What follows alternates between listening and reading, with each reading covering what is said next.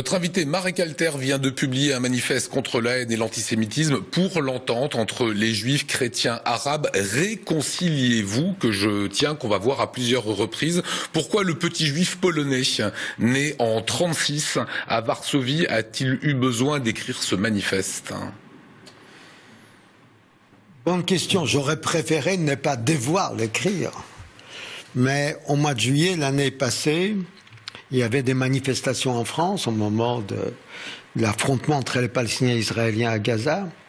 Et le maire de Sarcelles, c'était au mois de juillet, m'appelle, il dit « Il faut venir tout de suite, il y a une manif qui se prépare, il y a des jeunes qui ont saccagé une boutique juive. » Je me dis « Merde, quoi? Aujourd'hui, en France ?» Alors j'ai mobilisé tous mes copains imams, quinzaine, on est allés, on s'est mis devant la synagogue, il y a une manif qui arrive, ils étaient des centaines, et nous on s'est mis à chanter la Marseillaise. Et ça les a désarçonnés, et pourtant quelqu'un a crié « Mort aux Juifs ». Et ça m'a bouleversé. Je me suis dit, attends, je suis arrivé en France, tout môme avec mes parents, 1950, un pays de la liberté, pays des droits de l'homme, la Révolution française. On entend « Mort aux Juifs » en 2015. Mort aux Juifs. Et je me suis mis à écrire ces petits livres. Et pendant que j'écrivais, Maris, la femme de Wolinski, m'appelle pour me raconter ce qui s'était passé, Charlie Hebdo. Et j'ajoutais 2 pages, et c'est sorti un peu un cri de colère de quelqu'un qui voudrait quand même que les gens vivent entre eux en paix. Justement, après ces attentats de Charlie Hebdo, 4 millions de personnes dans la rue. Est-ce que selon vous, ce mouvement de solidarité s'est déjà essoufflé? Est-ce qu'il n'a été qu'éphémère finalement? Bonne question. Les gens, je vous raconte une petite anecdote en vitesse parce qu'on n'avait pas beaucoup de temps. J'ai essayé de mettre tous mes amis imams et rabbins en première ligne. D'abord, il y avait les chefs d'État, puis la manif. Et on m'appelle en disant qu'à la République, on nous attend, quelques télévisions nous attendent, moi avec mon ami l'imam Chalgoumi, l'imam de Drancy. Alors si vous voulez bien, on va l'écouter, l'imam de Drancy, parce que ses propos sont formidables. C'est un petit sonore que je voulais vous montrer. C'est le lendemain de la mort de Cabu, de Wolinski. Regardez. Les imams se recueillent en ce moment même. L'imam de Drancy, haute. Est-ce que ces assassins sont des musulmans? Pour moi, ce ne sont pas des musulmans. Ce ne sont pas des musulmans, comme il a dit. Ils n'ont rien à voir de l'islam. Ce ne sont pas des musulmans. On ne peut pas. Quand j'entends islam, Nabi, prophète, Allah, moi, pardonnez-moi, je me mets hors de mon état. Ce ne sont pas des musulmans. Ils n'ont rien à voir avec l'islam. Ce sont des criminels, des barbares, des sectes, de tous les propos. Ils ont perdu leur âme. Ce ne sont pas des musulmans. On ne peut pas le qualifier. Quelqu'un qui vient de cette manière, soi-disant, il défend quel prophète il défend? C'est peut-être le prophète de Daesh, pardonnez-moi. Le prophète de l'Aqmi, de Qaïda, oui, ils ont leur prophète de haine. Mais le prophète de l'amour, qu'on le croit, le prophète de la tolérance et de la paix, c'est pas notre prophète. Aujourd'hui... Voilà. C'est pas la même religion, c'est pas les mêmes hommes. Hein. Ouais. Non, c'est un type formidable, mais il y en a beaucoup. C'est un type formidable. Ouais. Et alors, mais il est menacé de mort. Il y a 4 flics jour et nuit autour de lui. C'est pas simple.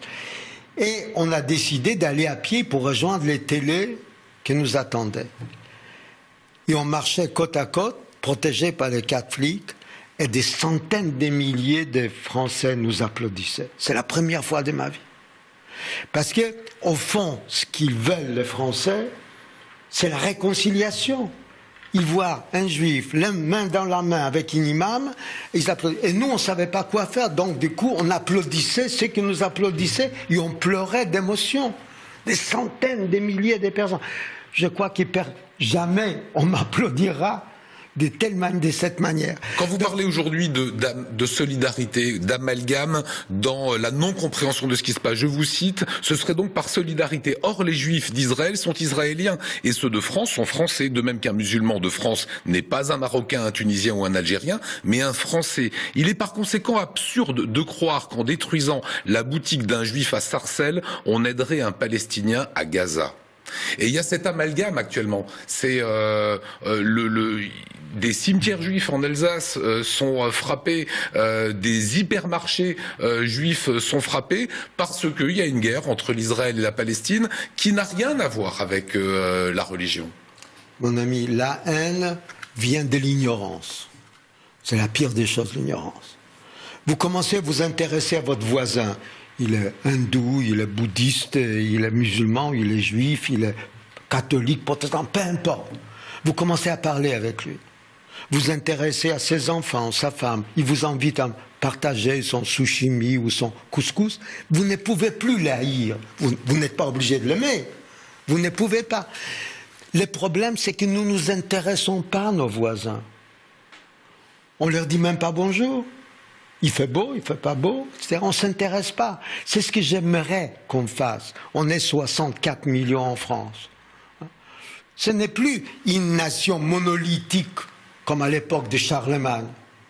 Changé, c'est comme ça. Hein, il y a des hindous, il y a des bouddhistes, il y a des musulmans, 10% de notre population, il y a des juifs, etc.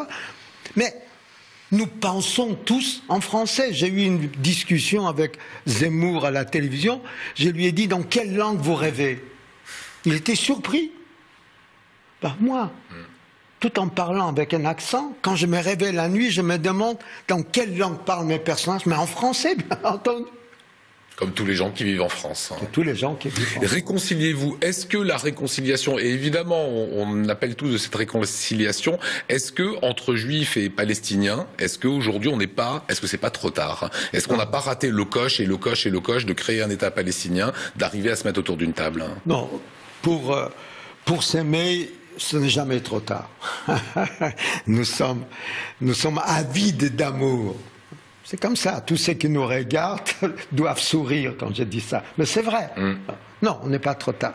Ce qui a changé, et là vous avez raison de me poser la question, et je l'ai dit dans mon livre, quand Shimon Peres et Yasser Arafat se rencontrent chez moi à Paris, ils ne parlent pas des dieux. Ils sont deux patriotes, comment partager cette terre, à quel endroit faire passer la frontière, comment vivre ensemble sur le plan économique, etc. Aujourd'hui, on ne peut pas éviter Dieu. C'est comme ça. C'est la nouvelle donne. Il y a Dieu, oui, Dieu les grandes idéologies laïques ont échoué. Et comme l'homme ne peut pas vivre sans espoir, il s'accroche à la seule valeur qui a traversé les siècles, tête de Dieu, peu importe comment on l'appelle, Adonai, Seigneur, Allah, il est là. Donc il faut les prendre, mais avec nous, comme témoins. Lui, il veut qu'on s'aime. C'est écrit. Les gens qui pensent qu'il veut qu'on se fasse la guerre, ils n'ont pas lu les textes. Marek Alter, vous restez avec nous, réconciliez-vous, c'est passionnant, voilà, c'est la même langue qu'on entend et de l'homme